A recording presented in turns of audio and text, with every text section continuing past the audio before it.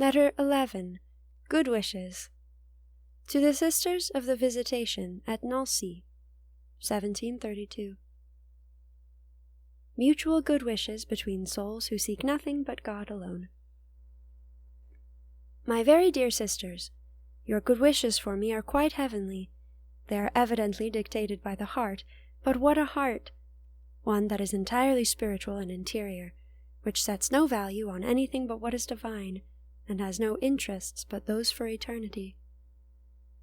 Profiting by such an example, I return you 1,000 good wishes of the same sort, and in the same spirit as yours, and particularly that God will be pleased to preserve and increase more and more, first, the love of solitude and silence, which forms the spirit of recollection so necessary for the interior life.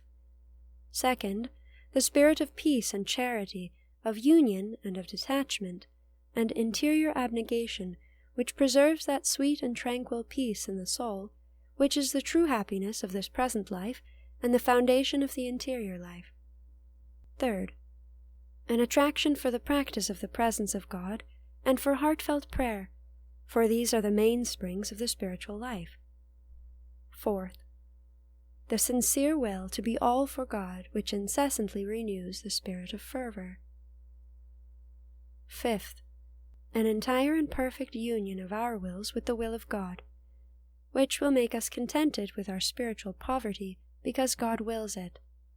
Thus we sacrifice our self-love, however deep-rooted and hidden it may be. These rules are indispensably necessary for certain souls who, although indifferent to all other things, yet afflict themselves about their interior miseries. In the practice of them they will find peace. In this way all that is wanting to us will be supplied, for our miseries will be remedied, and our poverty enriched. For there can be no greater treasure in our souls than conformity to the will of God, submitting our own wills to His, even if it should be at the expense of those interests which are most dear to us and which we regard as most desirable. Since we ought to desire virtues only to please God, will it not be to wish to have them all in wishing to conform to the divine good pleasure, and with so generous and so perfect a conformity extending to all things, with the sole exception of an offense against God?